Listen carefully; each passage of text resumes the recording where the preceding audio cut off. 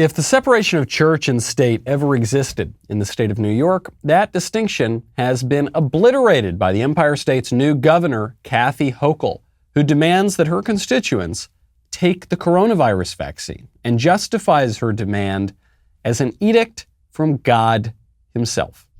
We are not through this pandemic. I wished we were, but I prayed a lot to God during this time. And you know what? God did answer our prayers. He made the smartest men and women, the scientists, the doctors, the researchers. He made them come up with a vaccine. That is from God to us. And we must say, thank you, God. Thank you. And I wear my vaccinated necklace all the time to say, I'm vaccinated. All of you. Yes, I know you're vaccinated. You're the smart ones. But you know there's people out there who aren't listening to God and what God wants. You know this. You know who they are. I need you to be my apostles. I need you to go out and talk about it and say, we owe this to each other. We love each other. Which God are we talking about here? Because I went to church on Sunday. I try to take my faith, Christianity, seriously. And I've never read anything about the Fauci ouchie as a requirement of the faith. She says she wears her vaccination status on a little necklace. You know, Christians sometimes wear a crucifix or a scapular, but she wears her vaccination status. Christians try to be disciples of Christ, follow in the line of the apostles who were apostles to Jesus. She says, be apostles to me. Well, this Fauci ouchie, this is a sacrament, not to Christians or Jews or Muslims, but to modern disciples of the cult of public health, of progressivism, of politics. According to these leftists, there is no God but science, and Fauci is his prophet, the science of history, the science of politics. She can make these edicts from on high, and people must follow them. Now, of course, these very same people reject science the moment it involves biological sex or preborn babies. Governor Hochul is very possibly the most pro-abortion governor in the entire country. No, the kooky religious talk we're hearing from people like Hochul is less the doctrine of some new religion of science than it is the familiar superstitions of paganism, replete with the same old sort of shamans and even the child sacrifice. But be not deceived. God is not mocked. I'm Michael Knowles. This is The Michael Knowles Show.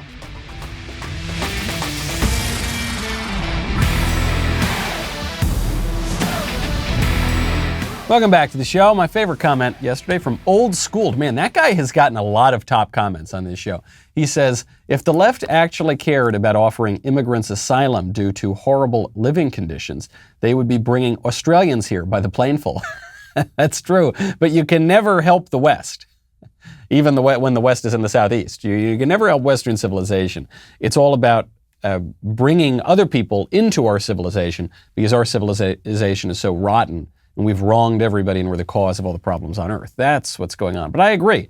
Those poor Australians need some asylum. You know, they need to hire better politicians over in that country. When you want to hire better people, I would strongly recommend you check out ZipRecruiter. Businesses are trying to find workers these days, and it's not so easy to do it. All these businesses reopening means that millions of jobs need to be filled. Where do these businesses turn to fill those roles fast? ZipRecruiter. Right now, you can try it for free at ZipRecruiter.com/Knowles. When you post a job to ZipRecruiter, it's not just throwing spaghetti at a wall, okay? They actively go out, they send your job to over 100 top job sites. They give you access to their network of millions of job seekers.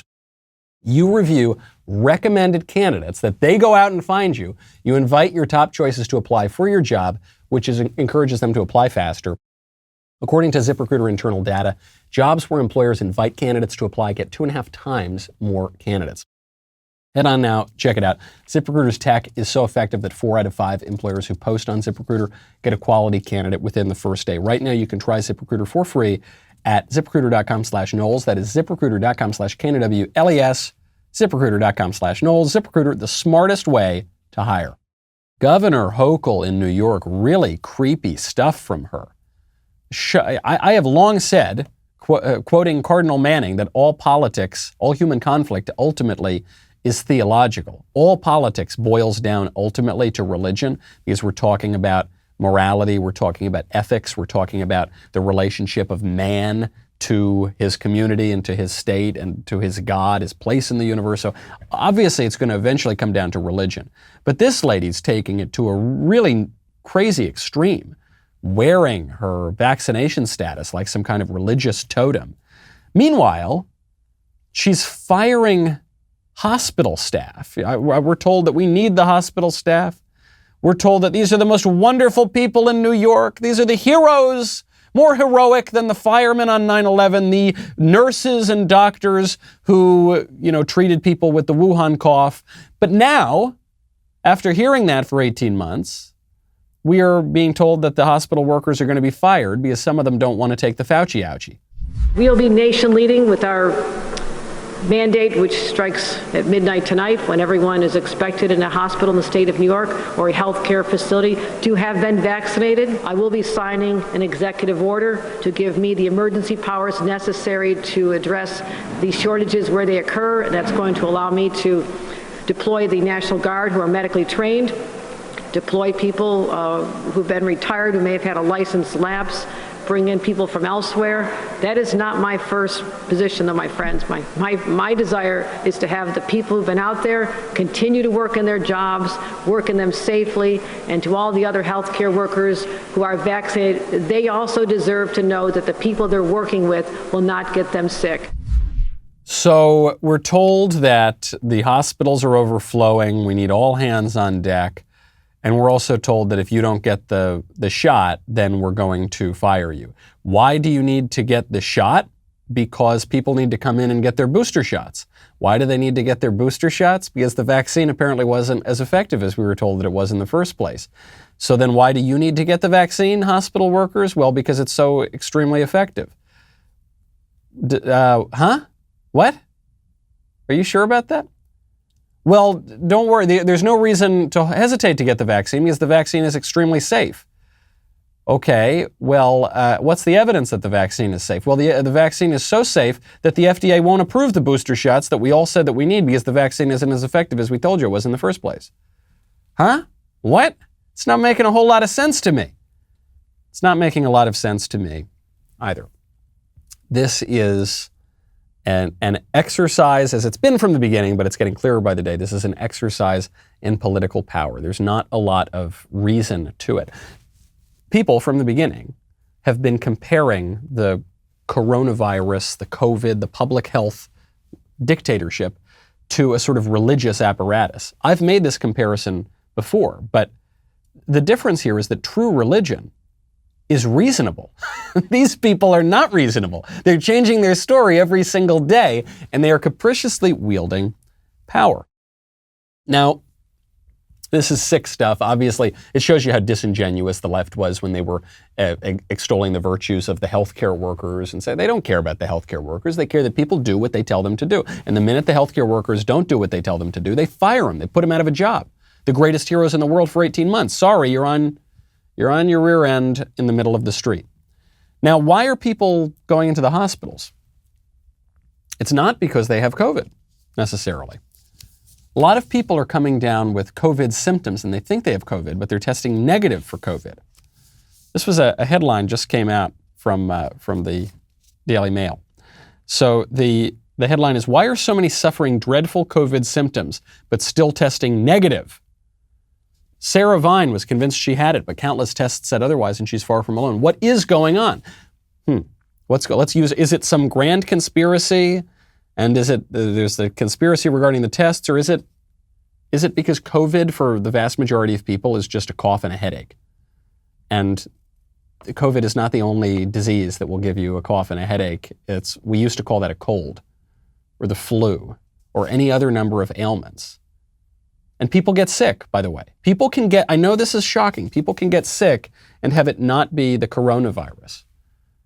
It's weird because the flu basically disappeared last year. Everyone had the coronavirus, but nobody had the flu. It was pretty strange. But people can get sick. And you know what? It's okay to get mildly sick. It's okay. It's a normal thing. It's not going to end the world if you come down with the sniffles. You'll be fine. We have immune systems. I know that we pretend that we don't anymore. We have natural immunity to certain things that we have experienced before. I know that we pretend that that's not true anymore. But it's okay. This virus has turned the society so much more neurotic than it already was, and it already was pretty bad. They just don't understand it. How could people be coming down with the sniffles, but they don't have COVID? Now, because there are other viruses. And maybe if you're confusing your common cold with COVID, maybe COVID wasn't as bad as everyone was pretending it was for the vast majority of people. Maybe that's the case. I don't know. But the COVID dictatorship marches on and on and on. In Canada right now, the cops are stopping random people on the street. Well, actually, I should not say that. It's not random people. They're stopping a specific type of people, and it's not based on sex, and it's not based on race, and it's based much more on class. You fit a criminal profile today. Yeah, no, normally people look down the nose at you a little bit when you wear high vis, but no, not like this, mate. It's it's pretty odd. So they're stopping anyone that obviously looks like a construction worker. By myself, going for a walk. Trying to get back to work. So you're here for a lawful reason? Lawful reasons always. The cops with the guns, just one of them looks at me, just sprints across the road, and they just drop me, all like 5 of them on top of me, just smashing me for no reason. So why'd they pull you up? Oh, just for being here, basically, yeah. Are you within your 10Ks? Yeah, I live in South Melbourne. I've just walked here. My watch is still going, 4.2 Ks. They cuffed me, and then 5 of them held on to me for no reason, and I just said, let me go. I'm doing nothing wrong. And they cut it off. Being profiled because I'm wearing my tradie outfit, yeah. So this is what's happening, and it's happening throughout the West. The people who are being targeted here, it's not on their race or on their sex, it's on their class. COVID has opened up, or really highlighted, a serious class battle between the ruling class and the ruled, between the elite people from the elite institutions and the ruled, who are told to get in line or lose all their rights and all their way of life. These sorts of things really make you want to protect yourself. When you want to protect yourself, I would strongly recommend you check out Ring. I'm not the handiest guy in the world, okay? I don't think I'm revealing any previously unknown secrets, and yet even I am able to install Ring. Your Ring alarm is so simple to install, you can do it in a matter of minutes. Obviously, you can keep an eye on who's at your doorstep, see and speak to whoever is out there, whether you're in your home, whether you're on a beach, whether you're at the office, doesn't matter. You can see every inch of your house on the inside, on the outside of the house. It's really nice, especially if you, like me, occasionally go on the road. You want to make sure that your wife and your child are nice and safe and secure. Gives you a little bit of peace of mind. I would strongly recommend you protect your home anytime from anywhere with Ring Alarm. Go to ring.com/Knowles, Knowles, for a special offer on a Ring Alarm security kit today. Build a system that's right for your home. Have it up and running in minutes. That is ring.com/Knowles, Knowles, ring.com/Knowles. We are told right now that the primary divisions in our country are partisan. They're sexual. We're especially told that they're racial, but that's not true. You saw that clip. I think I misspoke. I think I said that was from Canada. It was from Rebel News, but it was a clip from Australia. You'd probably hear that in the accents. Australia is the clearest example of where the COVID lockdown dictatorship is going crazy, but it's true broadly throughout the West, and it's not breaking down on the sexual or the racial or the partisan lines. But that is what we are all told to focus on. I'll give you, there was another big racial incident, okay? This time it was in Atlanta. Someone painted several racist and offensive slurs on a building at Emory University in Atlanta. I've spoken at Emory before. It's a pretty left-wing place. And at the time, the local news outlet WSB-TV reported that the Emory Autism Center has become the target of several crimes, including burglary and vandalism, including graffiti of racial slurs and swastikas. A police report of the incident showed that vending machines had been vandalized, glass had been shattered. Quote, the area where racial slurs were reportedly written along the walls are near the workspace occupied by 2 African-American women. A swastika was found in a hallway near a Jewish man's office. At the time, the school says the acts of racism and anti-Semitism are painful for all of us at the EAC and in the Emory community. They will not be tolerated, and every effort will be made to bring the perpetrators to justice.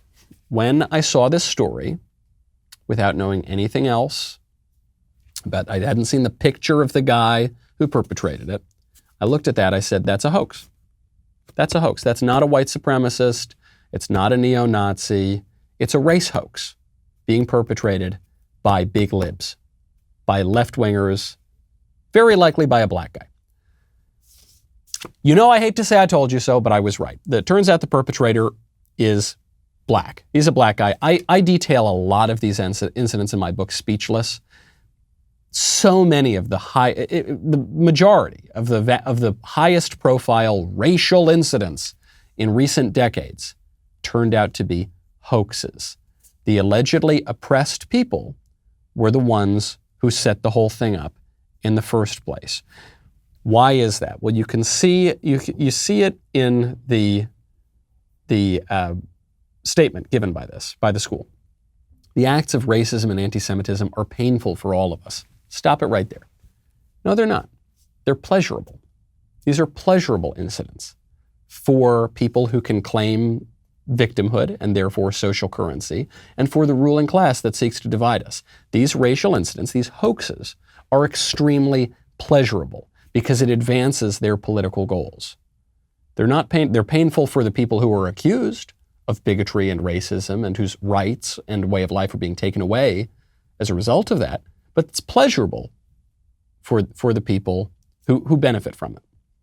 This is why they so often turn out to be hoaxes, because there is a real advantage to being able to claim victimhood. The culture has gone absolutely crazy on race. It has also gone crazy on sex. There is a fairly well-respected scientific journal, The Lancet. I quote The Lancet and research from The Lancet often on this show. The Lancet just came out with its new cover for its latest issue. The cover says, quote, historically, it's just a white background and then you got the quote on the cover. Historically, the anatomy and physiology of bodies with vaginas have been neglected. What? The conservatives here are outraged because the Lancet embraces transgenderism, right? They're saying, well, it's not just women who possess that body part, but it's everybody, people who identify as men or non-gendered or this or that or any of the 57 genders. So conservatives are outraged that the scientific journal embraces this unscientific concept of transgenderism. Feminists are outraged that this journal seems to erase women, right? Forget about women, it's bodies with this particular anatomical feature. And furthermore, that it defines women by their anatomy. And how dare you? Eyes up here, buddy. I'm more than just my body parts, right? The most shocking part, though, is that this journal is defining all of us as bodies. This is weird. I am not just a body. I can't believe this is really basic stuff that our culture has gotten so stupid on that we don't recognize this anymore. We are more than just our bodies. We are soul and spirit, too.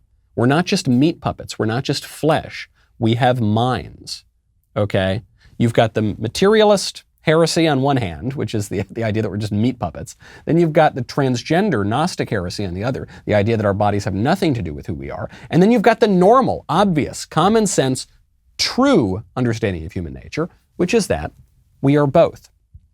You know, Ta-Nehisi Coates, who is an extremely overrated race-hustling author, he loves to use this phrase, black bodies. He says the black body is very oppressed, as if black people don't have souls. No, it's more than that, buddy. We are a human person. But because we are so insanely focused on this stuff, on the physical, we lose sight of that. This is actually, it ties in with the racial thing. We're so focused on the physical that we think that racism is the only evil in the world, because our understanding of sin and grace and morality only goes skin deep. So the editor-in-chief of The Lancet came out, he sort of apologized, but then he defended it because he said trans people face stigma, transgender health is very important, and of course he doesn't mean fixing the problem or even acknowledging it. When a man thinks he's a woman or vice versa, he means affirming people in their delusions. This is the state of modern medical science, the religion that so many leftists ascribe to, the official religion of the state of New York now, where we need apostles of the religion. We need people to wear the religious totems of that religion.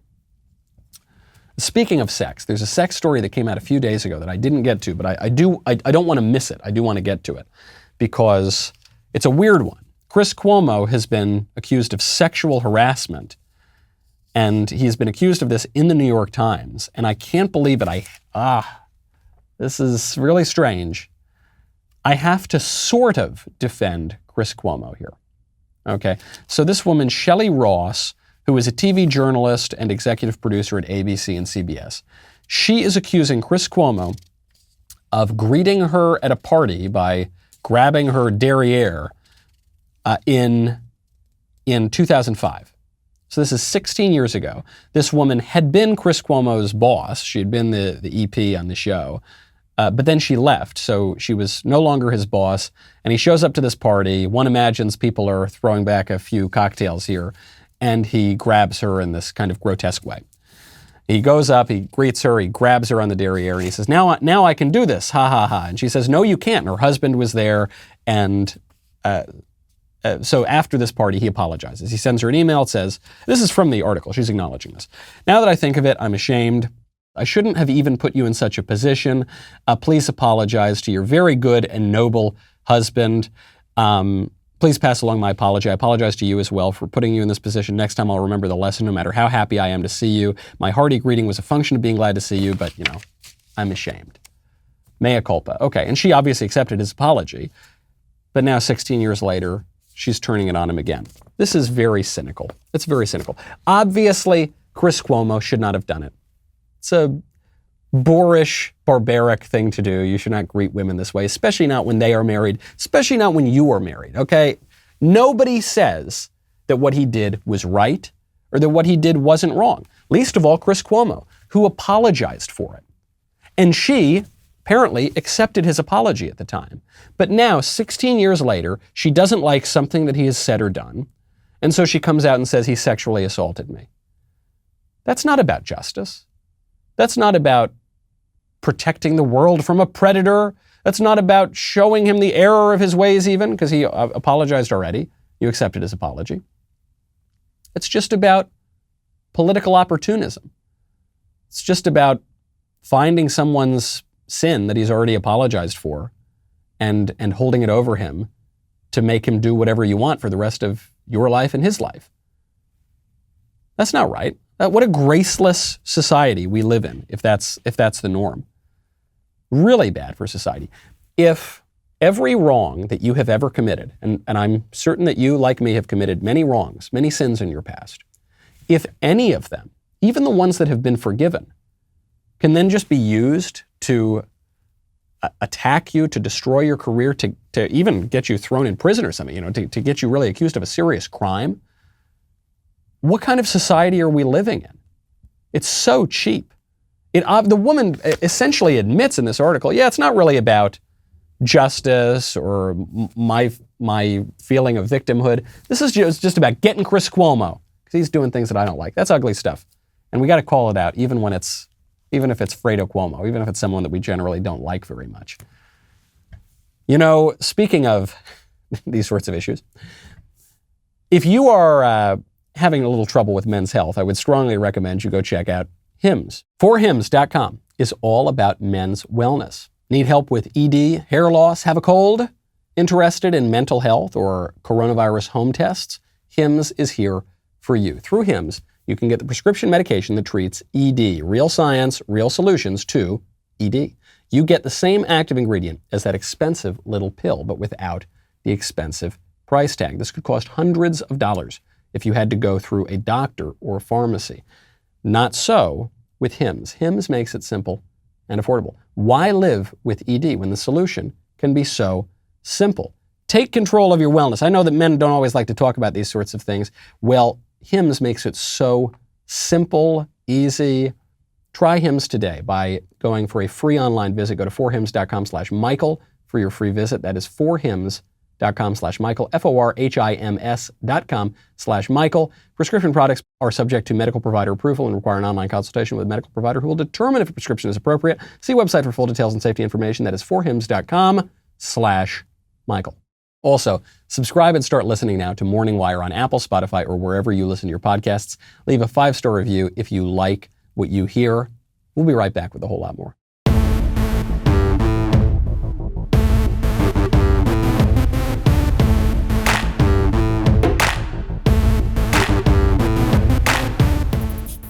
There are a lot of illegal aliens in the state of California, or at least there were. But now there aren't any illegal aliens in the state of California, according to the California Legal Code. This is not because Governor Mussolini has deported all of the foreign nationals in the country. This is because he has taken that term, illegal alien, out of the state code. Newsom says, as the nation's most diverse state, we are stronger and more vibrant because of our immigrant communities. This important legislation removes the word alien, which is not only an offensive term for a human being, but for far too long has fueled a divisive and hurtful narrative. By changing this term, we are ensuring California's laws reflect our state's values. Only that last part is true. That last part where they say, by changing the term, we now make sure that the state code reflects our values. The value is we don't have a border and we're going to flood the country with foreigners. Flood the state with foreigners. But nothing else here is true. As our nation's most diverse state, we're stronger and more vibrant because of our immigrant communities. So when they say diversity, what they mean is, in this case, broadly non-American and specifically non-white. Right? That is the way the term is used on the left and broadly in the culture. And that's a really ugly thing to say that non-white people are much stronger than white people. When there are places with white people, that's bad. And when there are places with non-white people, that's good. That's an ugly thing to say. You might call that racist. That's an ugly thing to say. Next, he says, this important legislation removes the word alien, which is an offensive term for a human being. It's not an offensive term for a human being. It's a very simple clinical term that means foreign, a foreigner. You're an alien. And it's fueled divisive and hurtful narratives. It's racist.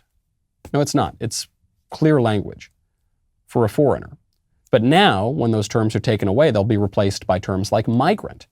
Well, this is far less clear language because there are legal migrants and illegal migrants. That distinction is being obliterated in the California State Code. This is what my book is about. This is what my book, Speechless, is about. That the left believes that by redefining the words, you can redefine reality itself. And as a practical political matter, often that can be very effective. Whoever controls the words controls the debate. And so now we're not going to debate the propriety of having a bunch of illegal aliens in the state. They're not illegal anymore. They're not aliens at the very least. They're Californians. They're future Americans. Maybe they're undocumented, but that's all right. We'll get them documents. They're already doing it. Very effective strategy. And it's not even the most cynical thing the guy's doing in the state right now. Gavin Newsom has also just signed legislation making vote by mail a permanent feature of California elections. He signed Assembly Bill 37, which requires a mail-in ballot to be mailed to every registered voter in the state. This makes the Golden State the 8th state in the country to implement this sort of law. So there it is. It's going to be very, very difficult with one of the most corrupt, rife for fraud election practices now as a matter of law in California. It's going to be very, very difficult for Republicans to win elections. No less a leftist than Barack Obama, just in recent years, pointed out that widespread mail-in voting leads to abuse. It can lead to cheating. But the Democrats run the entire state. They've got a perfect lock on the state. And so they institute widespread mail-in votes, automatic mail-in votes. Very hard to see how the Republicans take power back. That's why a lot of people want to stay and fight. But you've also got to know when to have a tactical retreat, okay? And this is why a lot of people are fleeing California for conservative states, because we need to concentrate our forces where we can win victories if we want to try to win broader national victories in the future. This sort of thing should not be permitted, widespread mail-in voting. It is just as corrupt as the old political machines of Tammany Hall and Boss Tweed. But that is the law now in California because elections have consequences. We've got to prevent this in places that we currently have some control over. Speaking of election fraud, Here's a story that we're not supposed to talk about, but whatever. Let's talk about it. Let's see. Your move, social media platforms. You can kick me off if you want, but I'm just going to read the news here. There was a recount. There was an audit of the recount in Arizona, okay? And the audit established that there were no substantial differences between the hand count of the ballots and the official canvass results for the county in the 2020 election. That's the headline that you are going to see in the news. The audit found that there were no substantial differences between the hand count of ballots and the official count for the county that resulted in the 2020 election. Okay. Biden won Arizona by 10,457 votes. Okay. What happens beyond the headline? The audit established the hand recount. What happens beyond the headline? There were numerous findings of problems with the election and evidence indicating that tens of thousands of ballots were illegally cast or counted. So some of those ballots should not have been cast in the first place, and some of the ballots, even if they were cast by real people who were eligible voters, should not have been counted because they did not follow the rules for casting the ballots. The review revealed that more than 17,000 return envelopes were duplicates. Maricopa County recorded more than 6,545 early voting return envelopes than this reviewing organization determined existed. And 15,035 mail-in votes in Maricopa County were from voters who had moved prior to the registration deadline. Another 6,591 mail-in ballots came from voters who had moved out of Arizona prior to the registration deadline, and 1,718 mail-in votes came from voters who moved within Arizona but out of Maricopa County prior to the registration deadline. A good reporting on this is in the Federalist right now. So what does this mean? Which headline is to be believed? Did Biden win Arizona, or did Biden maybe not win Arizona? Well, yes, it is true that the audit found that there was no substantial difference between the hand count of the ballots and the numbers we were told shortly after the election. But that's not really the question. The question is how many of those ballots were eligible to be cast or counted in the first place. There, just this number, 17,000 duplicate images, Biden didn't even win the state by 11,000 votes. That seems pretty suspect to me. All those other numbers as well.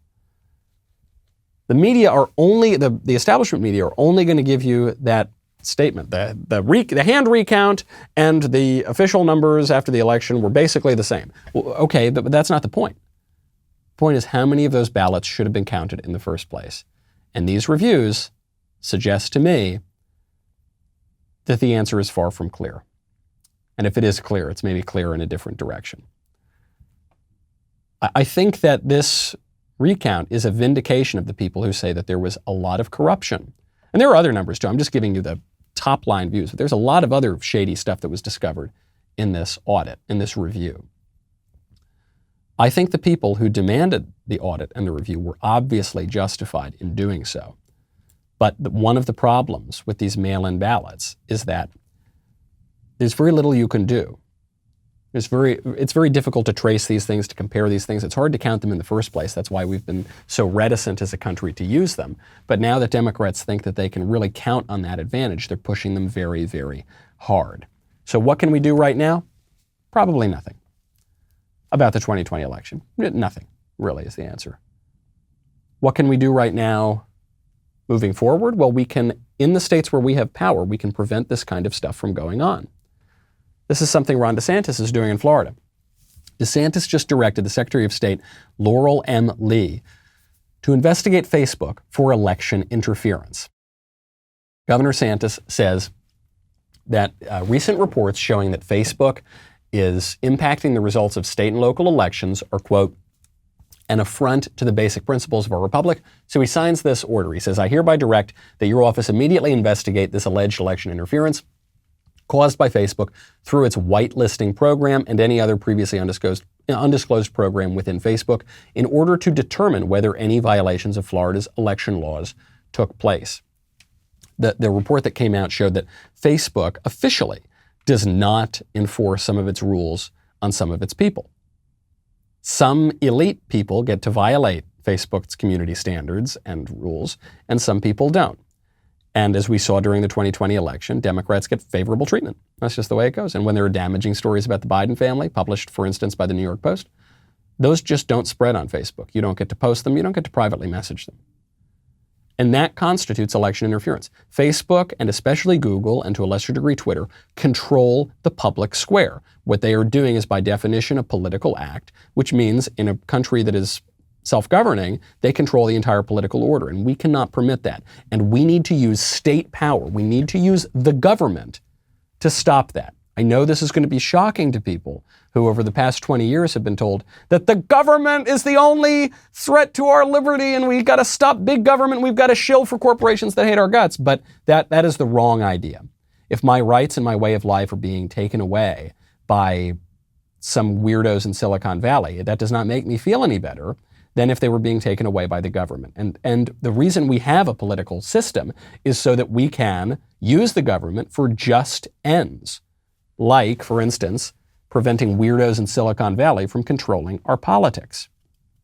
Speaking of Florida, speaking of justice, there's a sheriff in Florida right now who seems to understand justice pretty clearly.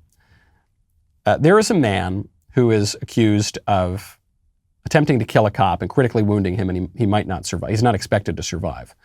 And now he's on the loose, and the sheriff in this town, he said, if this cop killer tries to break in to your home and to your office, you should do everything you can to de-escalate the situation, and you should take him peacefully into custody, and you should, no, he didn't say that. He said you should blow him away like a rabid animal, and that's true. That's what should happen. Quote, blow him out the door because he is like a rabid animal. The sheriff is Bill Leeper.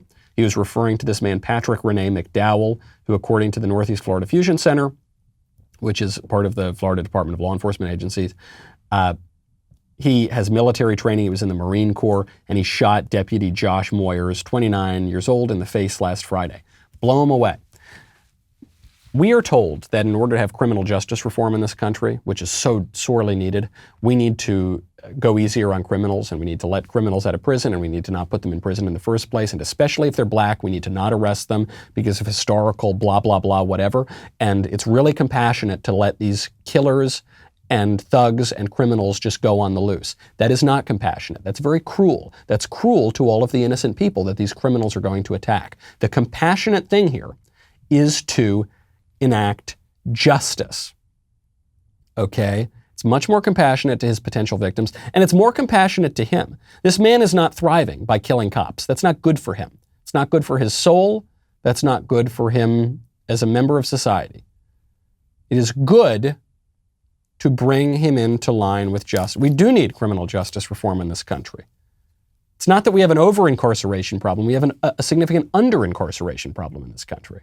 We need to bring criminals into line. Speaking of which, speaking of our total confusion on this, on the left and on the right, don't forget it was Donald Trump who signed the jailbreak bill, okay? It was one of the worst things he did in his administration. Overall, I thought he was a terrific president, but that was one of the worst things that he did, and it shows you how deep the rot goes, that even the right believes that we need to let criminals out of prison, that our problem in this country is we're too tough on crime. There is a man named Johnhinckley. Johnhinckley tried to murder President Reagan in the 1980s. Johnhinckley did wound multiple people who were protecting Lincoln, and he permanently paralyzed and shortened the life of Ronald Reagan's press secretary. Johnhinckley has just been given unconditional release. Tries to kill the President of the United States, seriously, grievously arms lots of other people. Now that guy gets to go free. Johnhinckley Jr., the man who tried to kill Reagan, won the unconditional release from his state-mandated supervision on Monday. The DOJ agreed to a deal with Hinckley's attorney. Federal judge accepted it.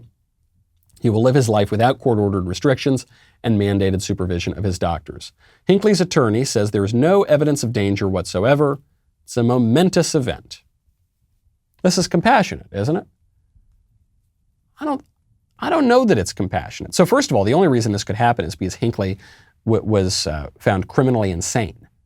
So it's not that he was just a criminal, he was also insane, and so he didn't go to a normal jail, he was committed to an insane asylum. Okay, then he's got to stay there. He's lucky, he got to avoid jail time, but then he's got to stay in the insane asylum. He's crazy enough to try to kill the president. And he tried to kill the president because he was in love with Jodie Foster, which adds to the kookiness. Now we're told it's really compassionate to let him out. It's not compassionate to let him out. He's a nut. By his own admission, or his lawyer's own admission, he's a nut. So the reason we have insane asylums in the first place, or at least we used to, is because it's not compassionate to let crazy people live in squalor on their own. It's not compassionate. We should do this now on the streets of Los Angeles and San Francisco and New York. We let crazy people live in filth on the streets and in danger on the streets. That's not compassionate. That's cruel. And it's based on a false understanding of liberty on the left, which says that liberty is just doing whatever you want, but also on the right. So this idea of leave me alone, you do you, who cares, it's not my problem. If crazy people are going to live on the street, they're a danger to themselves and to others, and they're going to live in filth, that's not my problem. It is your problem. You live in society. This is your country. What kind of country do you want to live in? Is this compassionate to the family of Ronald Reagan? Is this compassionate to the family of the people this guy did kill over the long term, like Brady, the press secretary, or to the people that he grievously injured? I don't think so. Incoherent stuff. Now, speaking of old politicians, there is a politician who has been in the United States Senate since before Ronald Reagan was inaugurated for the first time. That man's name is ChuckGrassley, senator from Iowa, oldest Republican in the Senate, 88 years young. He's served for 7 terms already, and he just announced that he's running for re-election. Hey there, I'm running for re-election. It's the right thing to do for Iowa. I have an unpopular opinion, because everyone's saying, oh, he's too old, we need term limits, we need to stop these old people from running for office. I have an unpopular opinion, but here it is. I love that he's running for re-election. I think that's great. Good for him. He's relative compared to other senators, he's relatively quite a stalwart conservative. On pretty important political issues, he has stood up at crucial moments. Not at every moment, but at crucial moments, he's stood up. He's obviously still pretty fit. He's far more coherent than Joe Biden, even though he's got 10 years on Joe Biden. Good for him. I'm glad he's doing it. And if he does step down at some point, they'll just appoint another Republican to take his place. There won't be any sort of bruising election there. And if he gets to be 90, 94, and he runs for election again, or I guess he'd be what, 95? I don't know. He'd be up there. Then good for him. By the end of his next term, he'll be 100-something years old. Good for him. I think it's fine. I'm pretty against term limits. The reason I'm against term limits is because term limits do not empower the people. They empower the staff members and the lobbyists and the bureaucrats. Okay, the senators are supposed to be elected by the states. Then the 17th Amendment changed that they're elected directly by the people, which did change for the worse our system of government, our checks and balances. But then the people elect the senators. Nobody elects the bureaucrats. Nobody elects the permanent staff of the committees. Nobody elects the lobbyists. And those are the people who are going to have more power, the less power that the senators have. So I think, fine, ChuckGrassley is basically a good Republican senator. Good for him. We're not supposed to like him. In no small part because he's an old white man, and old white men are the worst people on earth, according to our modern culture. Well, speaking of famous old white guys, the new group of white men who are being canceled are, it's not the Republican senators, it's not the conservative celebrities, it is the Jedi from Star Wars. It's like Luke Skywalker. They're the ones who are being canceled. There's a piece out called Why the Term Jedi is Problematic for Describing Programs that Promote Justice, Equity, Diversity, and Inclusion. So these social justice warriors have been referring to themselves as Jedis, comparing themselves to the Star Wars heroes because of justice, equity, diversity, and inclusion. But this article says, no, they're not. Because the Jedi, they're straight white men, and they're actually defending the patriarchy and whatever. I mean, this is Star Wars has a problematic cultural legacy that has been critiqued for trafficking in sexism, racism, and ableism. And, Princess Leia in that bikini was too sexy, so that's bad. And there's an Orientalist subplot, and oh my gosh. Do you know where this article was written? You would expect it to be written in the most radical left journal, right? Mother Jones, Salon.com, I don't know. This article comes from Scientific American. Scientific American. It brings us right back to the top of the show. The way that science has been twisted in our culture is to be a religion. But some religion is true. The difference here is that science is being used to promote a false religion, this false, weird, creepy, kooky shamanism, where we all have to be disciples and apostles of Dr. Fauci and the governor of New York and the libs. And the doctrines of science are not permanent fixed laws. They're just capricious whims of the various shamans of this religion.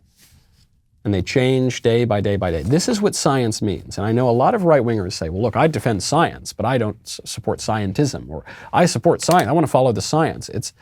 Science doesn't mean that anymore, okay?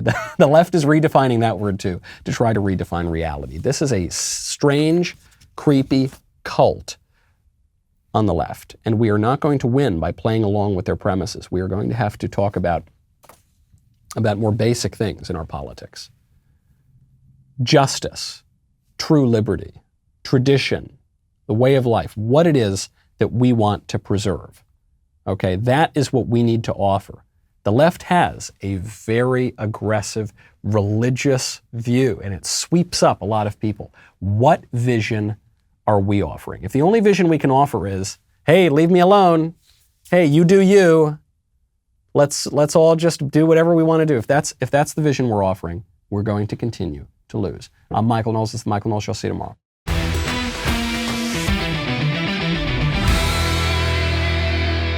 The Michael Knowles Show is produced by Ben Davies.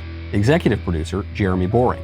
Our technical director is Austin Stevens. Supervising producer, Mathis Glover. Production manager, Pavel Vidovsky. Editor and associate producer, Danny D'Amico. Associate producer, Justine Turley. Audio mixer, Mike Coromina. And hair and makeup by Cherokee Hart. The Michael Knowles Show is a Daily Wire production. Copyright Daily Wire 2021.